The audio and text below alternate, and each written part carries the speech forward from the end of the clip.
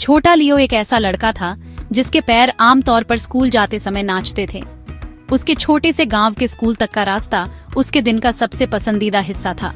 उसे तितलियों को चमकदार पीले सरसों के खेतों के ऊपर उड़ते हुए देखना बहुत पसंद था। उसे पुराने बरगद के पेड़ पर बैठे पक्षियों की मीठी चहचहाहट अच्छी लगती थी। कभी कभी वह लोहार मिस्टर हॉसर को नमस्ते कहने के लिए रुक जाता था, जो हमेशा गर्म लोहे पर हथौड़ा चलाने में व्यस्त रहते थे। स्कूल की घंटी की आवाज उसके कानों को संगीत जैसी लगती थी। ये उसे खुशी, दोस्ती और सीखने की जगह पर बुलाती थी। लेकिन आज कुछ अलग था। आज उसके पैर भारी लग रहे थे, जैसे वे पत्थरों से बंधे हों। वह चिंतित था। वह स्कूल के लिए बहुत बहुत देर हो चुका था। उसका दिल तेजी से धड़क रहा था, जैसे उसके सीने के अंदर एक छोटा ड्रम बज रहा हो। उसे अपने टीचर मिस्टर हेमेल से डर लग रहा था। मिस्टर हेमेल एक दयालु आदमी थे, लेकिन वे नियमों को लेकर बहुत सख्त थे। और आज ग्रामर का टेस्ट था, एक ऐसा टॉपिक जो लियो को बहुत मुश्किल लगता था। उसने उसके लिए बिल्कुल पढ़ाई नहीं की थी। मिस्टर हेमेल के सख्त लुक और बड़े लोहे के रूलर के बारे में सोचकर उसका मन किया कि वह वापस मुड़ जाए और भाग जाए। उसने दिन खेतों में बिताने के बारे में सोचा, तितलियों के पीछे भागने और पक्षियों को सुनने के बारे में। वह इतनी गर्म और चमकदार सुबह थी। ये क्लासरूम के अंदर होने से कहीं ज्यादा अच्छा लग रहा था, खासकर जब आपको पता हो कि आप मुश्किल में हैं। जैसे ही वह टाउन हॉल से तेजी से गुजरा, उसने कुछ अजीब देखा। उसके गांव के लोगों की एक बड़ी भीड़ बुलेटिन बोर्ड के सामने जमा थी। पिछले 2 सालों से सभी बुरी खबरें उसी बोर्ड से आती थीं। हारी हुई लड़ाइयों और उन सैनिकों के नए नियमों के बारे में नोटिस थे, जो अब उनके शहर पर राज करते थे। लियो ने सोचा कि इस बार क्या हो सकता है। उसने बूढ़े मिस्टर हॉसर, पूर्व मेयर और यहाँ तक कि पोस्टमास्टर को भी वहाँ खड़ा देखा। वे उदास और शांत लग रहे थे। उसके पास रुकने और पूछने का समय नहीं था। उसे स्कूल जाना था। वह उतनी तेजी से भागा जितनी तेजी से उसके छोटे पैर उसे ले जा सकते थे, गांव वालों के चिंतित चेहरों को पीछे छोड़ते हुए। जब वह आखिरकार स्कूल पहुंचा तो वह हैरान था। आमतौर पर इस समय स्कूल शोर से भरा होता था। आप बच्चों के अपने लेसन दोहराने की खुशमिजाज आवाजें और गिलियों से डेस्क के खुलने और बंद होने की आवाजें सुन सकते थे। लेकिन आज सब कुछ शांत था।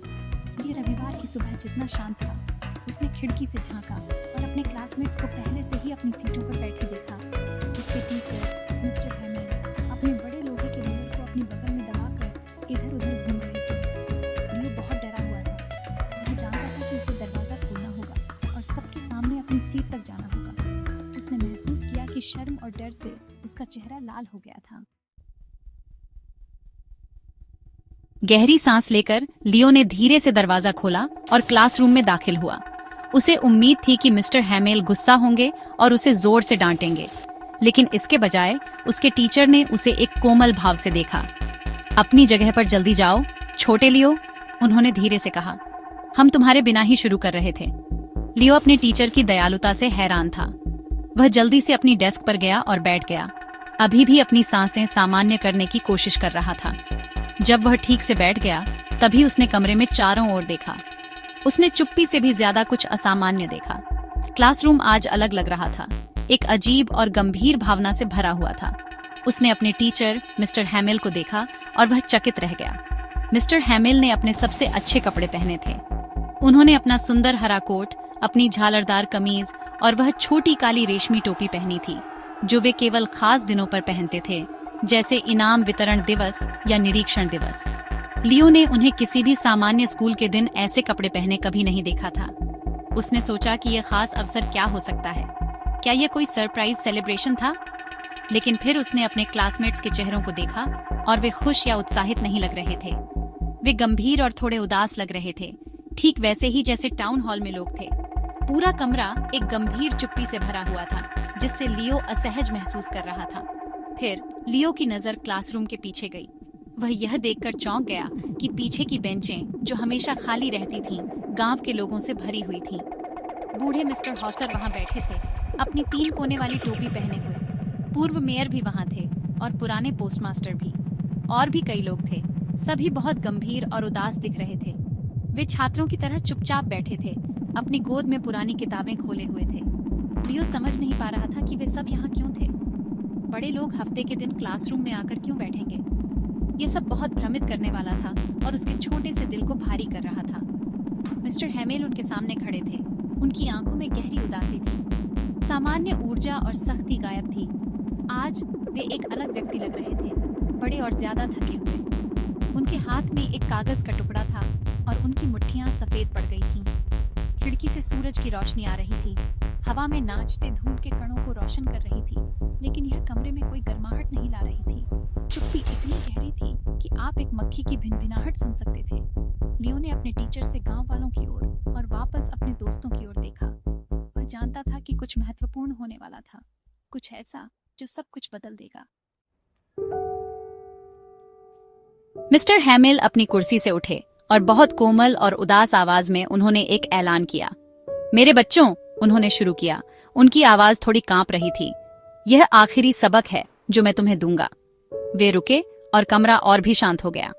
राजधानी से आदेश आया है कि अब हमारे देश के स्कूलों में केवल नई भाषा ही पढ़ाई जाएगी। नए मास्टर कल आ रहे हैं। आज तुम्हारी मातृभाषा में तुम्हारा आखिरी सबक है।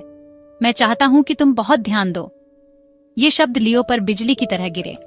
अचानक सब कुछ समझ में आ गया।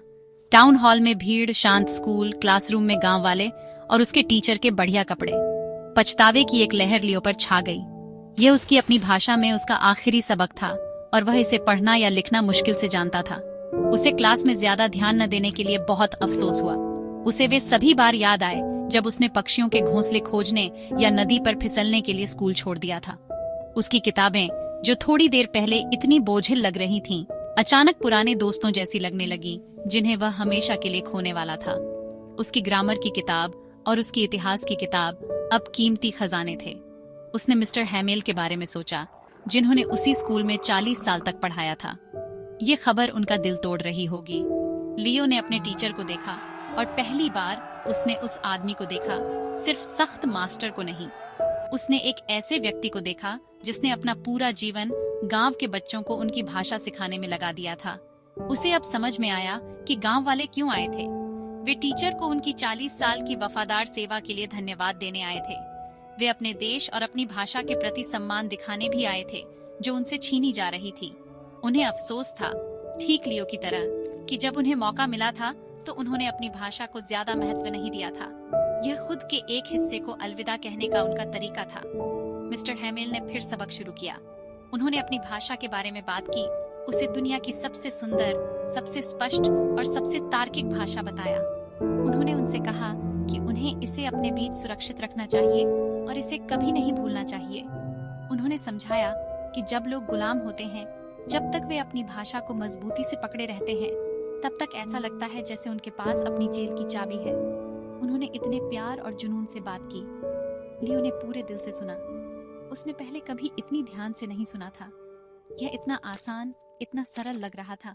उसे लगा कि उसने इसे कभी इतना अच्छी तरह नहीं समझा था और मिस्टर हैमिल ने इसे कभी इतने धैर्य से नहीं समझाया था।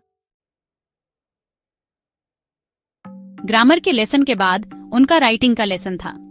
मिस्टर हैमिल के पास सबके लिए नई कॉपियां थीं, जिन पर सुंदर गोल हैंडराइटिंग में लिखा था, फ्रांस अल्सेस, फ्रांस अल्सेस। वे स्कूल के कमरे में हर जगह तैरते हुए छोटे झंडों जैसे लग रहे थे। सब काम पर लग गए और इतनी शांति थी। एकमात्र आवाज कागज पर कलमों के खुरचने की थी। यहाँ तक कि सबसे छोटे बच्चे भी पूरी तरह से केंद्रित थे, अपने अक्षरों को बड़ी एकाग्रता से ट्रेस कर रहे थे, जैसे कि वह भी उनकी भाषा थी। लियो अपने डर और बाहर खेलने की इच्छा के बारे में सब भूल गया। वह चाहता था कि यह पल हमेशा के लिए रहे। वह सब कुछ सीखना चाहता था, जितना वह सीख सकता था, इससे पहले कि बहुत देर हो जाए। जैसे जैसे लेसन आगे बढ़ा, लियो ने अपनी जड़ों, अपनी जमीन और अपने लोगों से गहरा जुड़ाव महसूस किया। उसे आखिरकार समझ में आया कि भाषा सिर्फ शब्दों का संग्रह नहीं है, यह एक संस्कृति का दिल है। ये वे गाने हैं जो उसकी दादी ने उसे गाए थे। ये वे कहानियां हैं जो उसके दादा ने उसे आग के पास सुनाई थीं। यह उसके गांव और उसके देश की आत्मा है। अपनी भाषा खोने का मतलब था कि आप कौन हैं उसका एक हिस्सा खो देना। उसने गांव वालों को देखा और उनकी आंखों में आंसू देखे।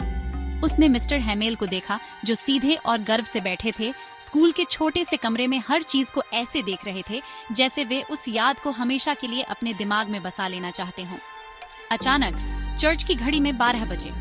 उसी क्षण खिड़कियों के नीचे से सैनिकों के तुरही की आवाज आई, जो अपनी ड्रिल से लौट रहे थे।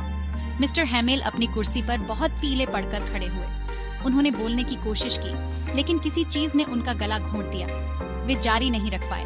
वे भावनाओं से अभिभूत हो गए थे। वे ब्लैकबोर्ड की ओर मुड़े, एक चाक का टुकड़ा उठाया और अपनी पूरी ताकत से उन्होंने जितना बड़ा लिख सकते थे लिखा, वाइव एले फ्रांस, जिसका मतलब है फ्रांस अमर रहे। वे चाहते थे कि सब अपनी पहचान याद रखें और उस पर गर्व करें, चाहे कुछ भी हो। फिर बिना कुछ कहे उन्होंने अपना सिर दीवार से टिका दिया और हाथ से क्लास की ओर इशारा किया। स्कूल की छुट्टी हो गई। उस इशारे ने कहा, तुम जा सकते हो। लियो स्कूल से एक बदला हुआ लड़का बनकर निकला। वह बच्चा नहीं था जो अपनी शिक्षा को हल्के में लेता था। उसे अब अपनी भाषा और अपनी विरासत का महत्व समझ में आ गया था। उसने उस दिन खुद से एक खामोश वादा किया। वह कभी अपनी मातृभाषा को नहीं भूलेगा। वह इसे पढ़ेगा, इसे संजोएगा और इसे हमेशा के लिए अपने दिल में जिंदा रखेगा, अपनी पहचान की चाबी और अपनी आजादी के प्रतीक के रूप में।